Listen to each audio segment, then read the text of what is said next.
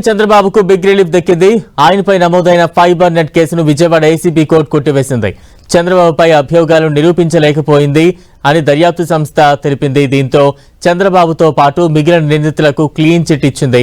Fibre net కార్పొరేషన్లో నిబంధనలను ఉల్లంఘించి వివిధ సాఫ్ట్వేర్ కంపెనీలకు టెండర్లను కట్టబెట్టారని, దానివల్ల కార్పొరేషన్కు 114 కోట్ల వరకు ప్రభుత్వ ఖజానాకు నష్టం వాటిల్లిందని అప్పటి ఎండీ మధుసూదన్ రెడ్డి ఫిర్యాదుతో సిఐడి కేసు నమోదైంది.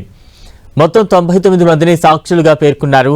కేసులో దర్యాప్తు పూర్తయినట్లు కొద్ది రోజుల క్రితం సిఐడి అధికారులు విజయవాడ ఏసీబీ కోర్టుకు నివేదిక ఇచ్చారు.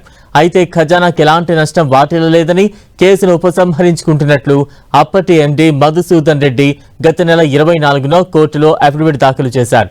ఇందుకు అభ్యంతరం లేదని ప్రస్తుత ఎండీ గీతాంజలి శర్మ కూడా అఫిడవిట్ ఇచ్చారు. కోర్టు తీర్పు వెలువడుతుందనే సమయానికి ఆ కార్పొరేషన్ మాజీ చైర్మన్ వైసీపీ నేత గౌతమ్ రెడ్డి రంగప్రవేశం చేశారు.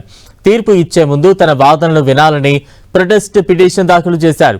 దీనికి విచారణార్హత లేదంటూ న్యాయాధికారి పి భాస్కర్ రావు పిటిషన్ను గురువారం కొట్టివేశారు. ఆ క్రమంలోనే ఫైబర్ నెట్ కేసును కూడా కొట్టివేస్తూ తీర్పు వెలువరించారు.